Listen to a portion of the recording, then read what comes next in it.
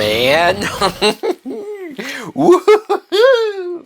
This shall be interesting. What's going on, everybody? My name is Mike Brown, aka Review King MB, and this is my 31 days of horror movie reviews. And this is not a movie that I originally had on my 31 movies. I am switching some stuff around, and I added this film in because when I heard about this movie, when I saw some clips on Twitter from people talking about this movie, I said, well, goddamn, let's add this to the rotation. I'm talking about The Deliverance. The Deliverance is a 2024 film that was directed by Lee Daniels, and it is inspired by true events. Now, I know that some movies can take a story or take something that somebody says really happened to them, and they can take that and either do it, for the most part, verbatim, pretty accurate, or they can take it and do whatever the hell they want. And they can add a bunch of shit because, well, we said it's inspired, not actually maybe the real thing. Or if the woman that is claiming that this happened to her and her family, if she watches this movie and says, yeah, this is how it happened to us, fuck off, you're lying. I don't care what anybody says. Now, to be fair, this will not be a complete rant. The first hour or so of the movie, I actually enjoyed. I actually thought, for the most part, had a lot of good things going on for it. I'm talking about the acting. I'm talking about the way it was shot. I'm talking about just the situation that the family found themselves in, and you, as an audience, found yourself wondering, like, who is to blame for all of this? Who is really at the root of this family's issues? That should have been the movie. The movie should have been about this family being fucked up. This family sort of just being all over the place. And is it the mom's fault? You're sitting there as an audience member trying to see if she's to blame or if she's a victim from maybe past trauma and abuse from her mother. This could have been very interesting. This could have continued to be interesting. But for whatever reason, the movie takes a sharp left turn. But before I get there, I should mention the actors and actresses. Ebony Jackson, who plays the mother, she has 3 kids. She's played by Andra Day, and I thought she was good. I mean, sure, she kind of has to... I mean, I feel bad for her by the end because the stuff that they have her doing, it's like, I don't know who else could have made that look better. But as far as playing a mother who is pretty abusive, I mean, I know the movie ultimately tries to make you feel bad for her or tries to make it seem like, you see, it's not her fault. You see, all this other supernatural shit's going on. So she's not really a piece of shit. It's like... But as far as her performance of playing this mother that may or may not have a drinking problem, that may or may not be abusing her kids, and may or may not be blaming all of her issues on a bunch of other stuff that might not actually have anything to do with it, I think she pulled that off very well. The 3 kids, we have Andre, who is the youngest boy, Shantae, who is the daughter, and Nate, who I instantly recognize is the same actor who plays Lucas from Stranger Things. So that was a pleasant surprise, especially seeing how much older this kid is now. Goddamn. And these kids, I mean, again, if you had it to where, you know, maybe they're just being bad kids. Maybe they're just acting out because of their environment or because of the past or because of the father not being there. Like, you could have made their strange behavior also more realistic so that it's not just so far out of left field, that it's not so far forced into clearly this horror thing that they're trying to pull off, because I think there's a lot of ideas that could have worked. There's a lot of ideas with the children and the mother dynamic that I thought, again, could have been something different. Glenn Close I know. Who expected to hear that name with this cast? But Glenn Close plays the grandmother, the mother to Ebony. She plays Alberta, and I cannot believe still that that was Glenn Close. She does such a great job of pouring herself into this role. A woman who I guess just likes to have sex with black dudes and maybe acts a certain way.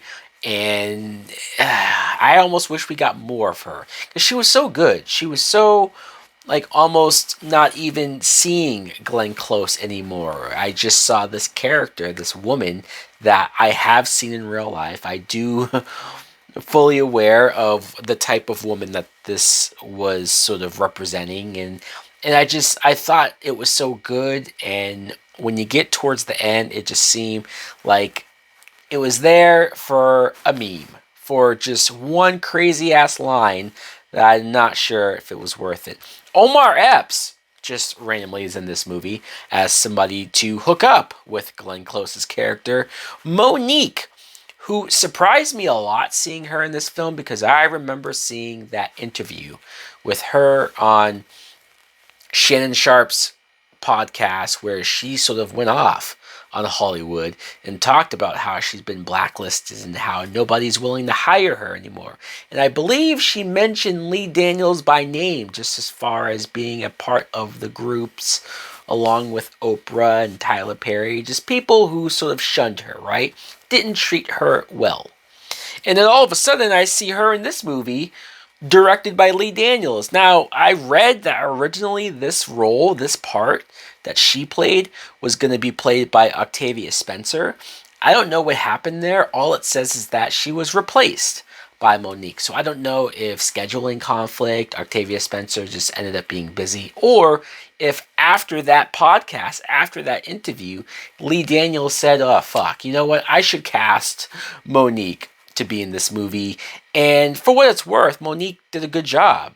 It's once again one of those roles where she's sort of the DCF worker who comes in to check on the kids, and she doesn't believe the mom and the mom's story about what's going on.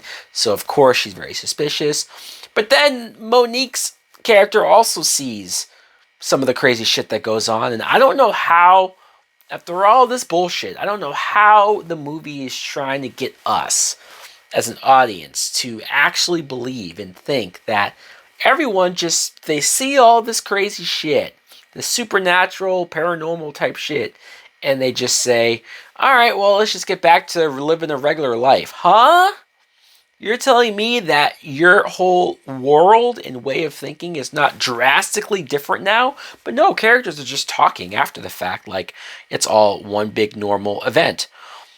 There is a Reverend character, Reverend Bernice, who's played by Anjanou Ellis Taylor, and she doesn't have the biggest or the meatiest role, really. She's in the background, watching the family, watching the house, taking pictures, and you find out that she somehow has the answers. She somehow knows everything that's going on. She can help, blah, blah, blah. The problem is that I mentioned how the first hour is about this family and the abusive, destructive nature of their relationships, and how the mother is potentially abusive, how the kids are acting out even in school. There's one really gross scene with the youngest son just taking a shit in the middle of the class and throwing his shit at the teacher. That was gross.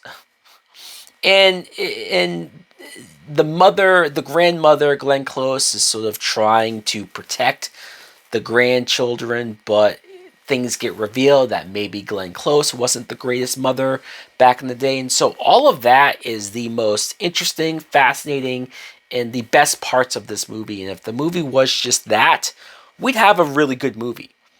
But then the last hour, and the problem is that it is almost a whole hour at the end, where you start to reveal that no, the kids are being possessed by this house. And it just turns into, if you've seen my reviews, any one of my reviews, especially horror related or ghost related or possession related, I am so sick to death of demons, ghosts, and possession movies because they're all the same bullshit. It's all the same tropes and cliches, and just it's like there's a checklist. If you're going to do a demon ghost possession movie, there is a checklist of things that you have to do in order to make this damn movie. And this film just goes right off that list, checks everything off, and then does a bunch of extra dumb shit in order to go along with that. Things that don't make sense. Things that have me wondering, why did that happen? How did this happen? How does this make any goddamn sense at all? Oh, well, it's supernatural, so you're just supposed to go along with it? Fuck that! The first hour was so much more grounded, so much more realistic. It's like, go with that tone. Go with those set of real rules so that we could go, like, they went so far off. I'm talking about people being possessed and walking backwards and crab walking, a little kid climbing up the walls like a Spider-Man, and fucking kids burning and cutting themselves down the hall. I'm like, why? This is dumb. This is dumb. This isn't scary. None of this shit was scary. I felt more tension from the family drama than I did from all the demons and the possession shit at the end. It ruins this movie. Especially because it's the last thing that I see, and it's the last hour that I sat with and just felt like, why? Why did they go in this direction? Why did they try so hard? Lee Daniels is a pretty good director. I've seen other stuff that he's done, and I think by evidence of the beginning of this movie, it's like you could have just, if you wanted to dip your toe in horror, if you wanted to try something different and do horror, you could have been a lot better about this. You could have done a better job at throwing this together and making this work and making a new type of horror with this subject matter that would have been remembered and would have been talked about more so than just, hey, which is kind of the scene that I guess you could say worked because it made me watch this when I saw it on Twitter. But Glenn Close, who is, I guess, possessed and has sharp fucking piranha teeth, telling the Reverend woman that she can smell her nappy pussy from all the way over here. What the fuck? This is the type of shit that they just devolve the film into. Yes, it sounds like a parody scary movie, but I can assure you it was not, I don't think, meant to be funny, or maybe it was. Anyways, guys, this film, ultimately, I'm gonna be, fuck. No, I was gonna be nice and give it a rental, but fuck it. I'm gonna give it some old bullshit. Man, this some old bullshit. It was there. It had the ingredients. It had the good acting. It had the good directing. It just falls apart, and it falls apart too much for me to be nice. Fuck that. No more being nice. And some people would say you never fucking were. Let me know in the comments below if you too saw The Deliverance. I don't blame you if you didn't. Thanks for watching. Like, comment, subscribe. Later. Please won't you save my desire.